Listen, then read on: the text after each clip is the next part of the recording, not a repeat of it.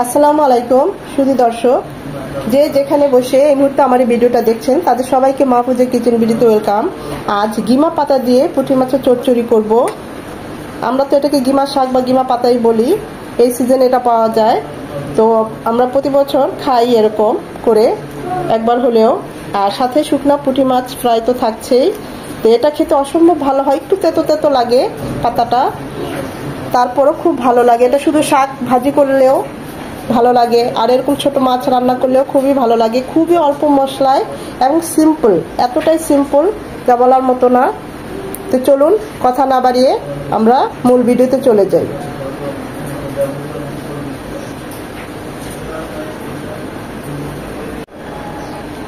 পুঁটি মাছ রান্না করব গিমা পাতা দিয়ে, আর কয়েকটা ফ্রাই করব। এটাকে তো আমরা পুঁটি মাছই বলি। পুঁটি মাছ চেনেন এমন কেউ নেই, তারপরও বলছি যারা একদম নতুন।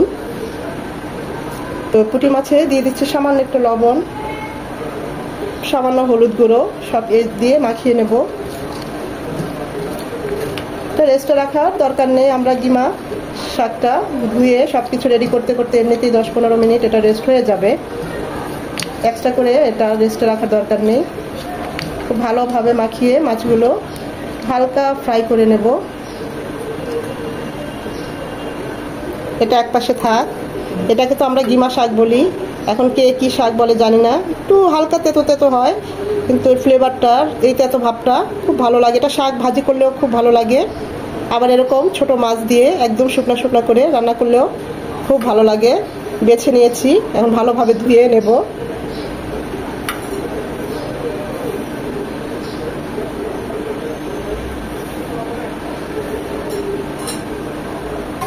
পুঁটি মাছগুলো ভাজার জন্য প্যানে দিয়ে দিচ্ছি সয়াবিন তেল।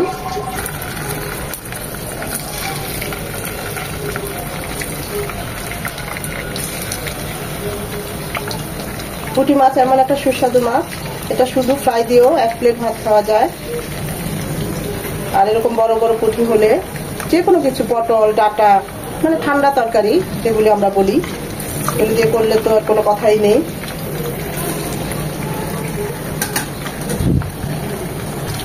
জাস্ট 1 মিনিট এপিট আর 1 মিনিট ওপিট করে ভেজে নেব, কড়া করে ভাজবো না।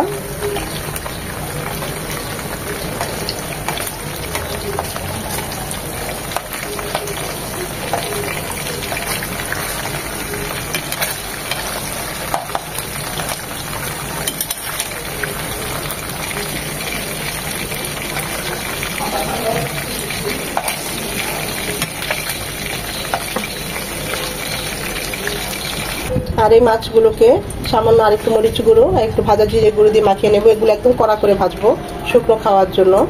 আসলে পুঁটি মাছ যেভাবেই খাই না কেন ভালো লাগে।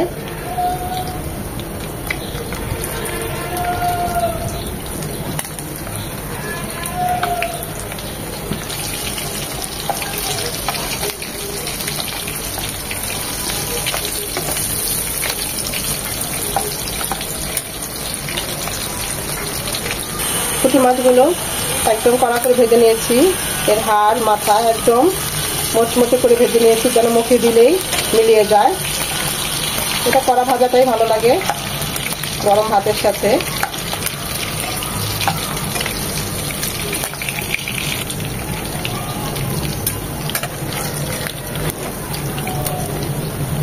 এখন গিমা পাতা দিয়ে পুঁটি মাছগুলো রান্না করব। প্যানে দিয়ে দিচ্ছি খুবই সামান্য 1.5 থেকে 2 চামচের মতো সরষের তেল। দিয়ে দেবো 1 চামচ রসুন কুচি। রসুন কুচিটা 1 মিনিট হবে। একটা ছোট্ট পেঁয়াজ কুচি, যেহেতু আমার শাক মাছ দুটোই খুব কম, আমি ওই অনুযায়ী দিচ্ছি সব। আপনারা আপনাদের মাছের এবং শাকের পরিমাণ অনুযায়ী বাড়িয়ে কমিয়ে নিতে পারেন। এটাকে একটু নরম করে নেব। পেঁয়াজ এবং রসুন একদম নরম হয়ে গিয়েছে, রসুন কুচি লাল লাল হয়ে এসেছে। এই পর্যায়ে খুবই সামান্য 1/2 চামচ আদা, 1/2 চামচ রসুন পেস্ট দিয়ে দিচ্ছি। এটাকে 1 মিনিট ভেজে নেব, যেন আদার ভাজানো গন্ধটা চলে যায়। আদাটাকে 1 মিনিট ভেজে নেওয়ার পর 1/2 চামচ মরিচ গুঁড়ো আর 1/2 চামচ ভাজা জিরে গুঁড়ো, আমি এখানে কাঁচা মরিচ কেটে দেবো তাই 1/2 চামচ দিলাম। ঝালটা যে যেমন পছন্দ করেন ওই অনুযায়ী দিবেন। মশলাগুলো যেন পুড়ে না যায় সামান্য একটু গরম পানি দিয়ে মশলাগুলো কষিয়ে নেব।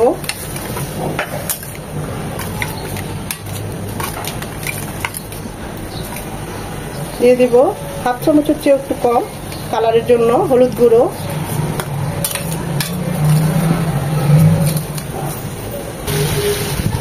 মশলাটা কষানো হয়ে গিয়েছে, তেলটা উপর উঠে এসেছে। গিমা শাক বা গিমা পাতা যে যেটা বলে, আমরা তো এটাকে গিমা পাতা বা গিমা শাকই বলি। ভালোভাবে ধুয়ে পানিটা ছড়িয়ে নিয়েছি, সেই শাকটা দিয়ে দিচ্ছি। এই প্রচন্ড গরমে গরম ভাতের সাথে খুবই ভালো লাগে। একটু হালকা তেতো তেতো, খারাপ লাগে না, খুবই ভালো লাগে। মশলার সাথে 1 মিনিট শাকটাকে কষিয়ে নেব। 1 মিনিট কষিয়ে নেওয়ার পর দিয়ে দিব ফুটানো পানি। এখানে অবশ্যই ফুটানো পানি দিবেন। আমি এখানে হাফ কাপ দিলাম, পানিটা একদম মাখো মাখো করবো, এটা ঝোল হয় না। আর যারা একটু ঝোল ঝোল রাখতে চান ওই অনুযায়ী পানিটা অ্যাড করবেন। পানিটা ফুটে এসেছে, দিয়ে দেব যে মাছগুলো হালকা করে ভেজে নিয়েছি সেগুলো। আমার আব্বুর এই ধরনের শাক বা এইভাবে এই ধরনের মাছগুলো শুকনো ফ্রাই সবই খুবই পছন্দ করতেন। দিয়ে দেব 3-4টা মরিচ, এভাবে মাঝখানে কেটে দিয়েছি ঝালের জন্য। লবণটা খুব বুঝে দিতে হবে, মাছগুলো ভাজার সময় কিন্তু আমরা লবণ দিয়েছি। আর যেহেতু শাক পাতা তার মধ্যে পরিমাণও খুব কম, অতএব এটা খুব বুঝে দিতে হবে। 7 থেকে 8 মিনিট রান্না হবে। যারা এরকম মাখো মাখো রাখতে চান তারা এই পর্যায়ে নামিয়ে নিতে পারেন। সবকিছু টেস্ট করে লবণ সব ঠিক আছে কিনা। আমি আরো একটু শুকনো শুকনো করবো।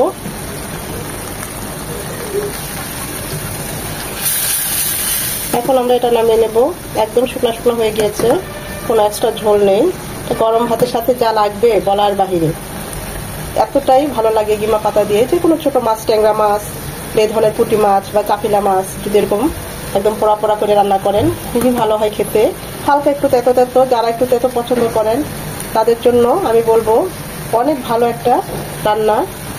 যারা করে থাকেন তারা তো জানেনি, আর যারা একদম নতুন তাদের বলছি একবার হলেও ট্রাই করবেন, খুবই ভালো হয় এবং খুবই অল্প মশলা, অল্প তেল এবং খুবই তাড়াতাড়ি হয়ে যায় রান্নাটা। তো চুলাটা এখন অফ করে দেব। দেখতেই পাচ্ছেন কতটা লোভনীয় হয়েছে। 1 প্লেট ভাত, এরকম একটা তরকারি হলে আর কিছুই লাগে না, এমনিতেই অনায়াসে খাওয়া যায়।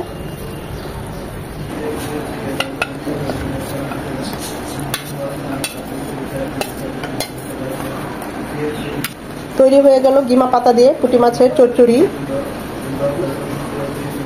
আর সাথে এরকম শুকনা পুঁটি মাছ থাকলে তো আর কোনো কথাই নেই। ভিডিওটা যদি ভালো লেগে থাকে অবশ্যই একটা লাইক দিবেন, ফ্যামিলি অ্যান্ড ফ্রেন্ডসের মাঝে শেয়ার করে দিবেন, কারণ আপনাদের একটা লাইক, একটা কমেন্ট আমাকে পরবর্তী ভিডিও করতে সাহায্য করে, উৎসাহিত করে।